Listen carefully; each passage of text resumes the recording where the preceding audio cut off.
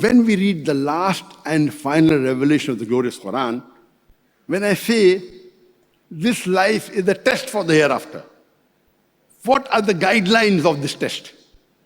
If you read Surah Al-Asr, chapter number 103, it is called as Rahe-Nijat, the path to salvation, the path to Jannah.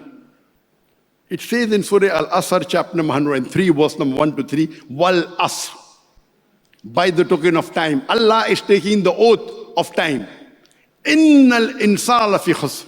Verily man is in a state of loss. Illa alladhina amanu. Except those who have faith. Amilu salihati. Those who have righteous deed. Watawasaw bil haqq. Those who invite people to truth, do dawah. Watawasaw bil sabr. Those who invite people to patience and perseverance. So according to Surah Al-Asr, man is in khasara. Every human being will go to hell. Except those who have these four criteria. Number one, iman. Number two, amal salihat, righteous deed. Number one, faith. Number two, amal salihat, righteous deed. Number three, watawasaw bil haqq, inviting people to truth, doing dawah. Watawasaw bil sabr, inviting people to patience and perseverance.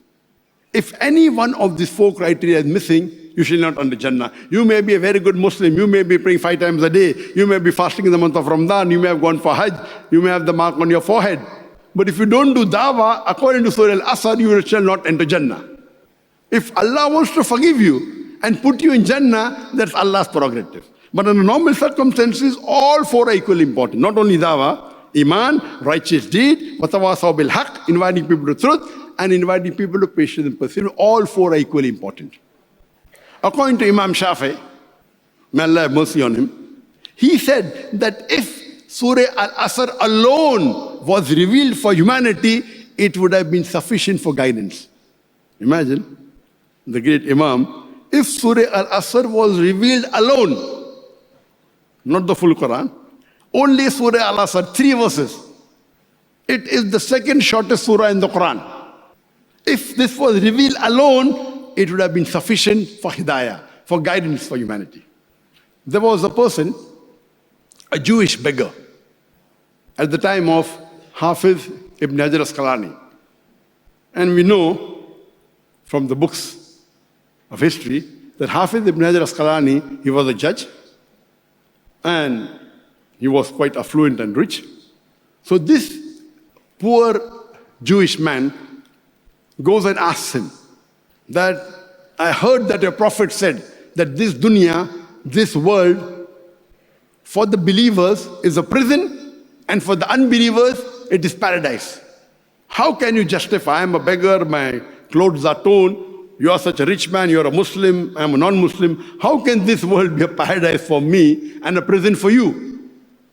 Hafiz ibn Hajar Asqalani, he replied, and the hadith that the Jewish beggar quoted is from Sahih Muslim, volume number 7, hadith number 7417.